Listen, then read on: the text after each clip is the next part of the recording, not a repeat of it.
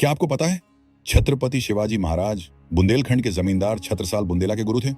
बुंदेलों की असल पहचान क्या है? यदि हम उनके मनगढ़ंत वंशवृत्तों को दरकिनार कर दें तो वे पीढ़ियों तक मुगलों के वफादार सेवक ही रहे, जिनकी शुरुआत सम्राट जहांगीर के काल से हुई थी। छत्रसाल बुंदेला एक मुगल मनसबदार था जो सन 1665 में मिर्जा राजा जय सिंह के साथ छत्रपति शिवाजी महाराज की हिंदू साम्राज्य को नष्ट करने हेतु दक्षिण यात्रा पर गया, परंतु सन 1670 में वो मुगलों का साथ छोड़कर स्वयं शिवाजी महाराज से दक्कन में मिला। मिर्जा जय सिंह, जो स्वयं को औरंगजेब का गुलाम कहता था, ने छत्रसाल के लिए 300 जात और 150 सवार की मनसब की सिफारिश की थी, जो यह स्पष्ट करता है कि छत्रसाल औरंगजेब के अधीन एक सामान्य दर्जे का अधिकारी मात्र था। उनकी यह ऐतिहासिक भेंट छत्र प्रकाश नामक दरबारी काव्य में वर्णित है, जिसे स्वयं छत्रसाल ने प्रायोजित किया था। अतः यह एक प्रत्यक्ष और प्रमाणिक स्रोत है। छत्र प्रकाश के 11वें अध्याय में इस भेंट का विस्तार से वर्णन है। शिवाजी महाराज छत्रसाल के लिए एक पूज्य आदर्श थे और उन्होंने उनके अधीन सेवा का आग्रह किया। छत्र प्रकाश के अनुसार शिवाजी महाराज ने छत्रसाल को आदेश दिया कि वह अपने मूल स्थान बुंदेलखंड लौटे, वहां के मुस्लिम शासकों के विरुद्ध युद्ध करे तथा गौ, वेद और ब्राह्मणों की रक्षा करे।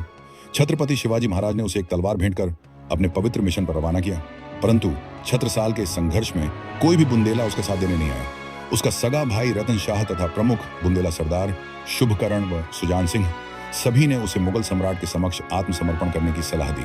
शिवाजी महाराज से प्रेरणा लेकर छत्रसाल ने बुंदेलखंड में एक क्षीण विद्रोह का सूत्रपात किया, परंतु वह साहस जल्द ही चुक गया और यह विद्रोह आसानी से कुचल दिया गया। औरंगजेब के शासन में उसे 4000 की मनसबदारी मिली और फर्रुखसियर के समय वह बढ़कर 6000 हो गई, परंतु यह बढ़ोतरी भी उसकी मुगल निष्ठा को ही दर्शाती है। तथाकथित बुंदेल केसरी तब तक मुगलों की सेवा करता रहा जब तक कि 1729 में अफगान सेनापति मोहम्मद खान बंगश ने बुंदेलखंड पर चढ़ाई नहीं कर दी। तब छत्रसाल ने अपनी लज्जाजनक स्थिति से उबरने हेतु मराठा साम्राज्य के प्रधान बाजीराव बल्लाल भट्ट से सहायता की याचना की।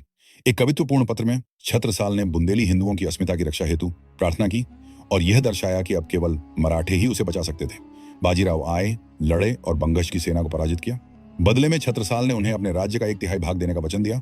यह उदारता नहीं, अपितु अपने वंश की रक्षा सुनिश्चित करने की स्वार्थपूर्ण चाल थी। परंतु जो आगे हुआ वह इतिहास में विश्वासघात का ज्वलंत उदाहरण बन गया। छत्रसाल ने न तो वह भूमि वास्तव में देने की मंशा रखी और न ही उसकी सच्ची गणना प्रस्तुत की। उसने अपने पुत्र हृदय शाह को निर्देश दिया, जब कोई अपने हिस्से की मांग करे तो कुछ धन देकर चुप करा देना। कुछ राजपूत पक्षधर इसे राजन्याय कह सकते हैं, परंतु जो वचन भूमि की मर्यादा की रक्षा हेतु दिया गया हो उसे गुप्त रूप से तोड़ना क्या राजन्याय है? ये तो कपट है और केवल कपट। ऐसे ही रोचक तथ्य जानने के लिए मराठा ट्रुथ फाइल्स को सब्सक्राइब करें। धन्यवाद।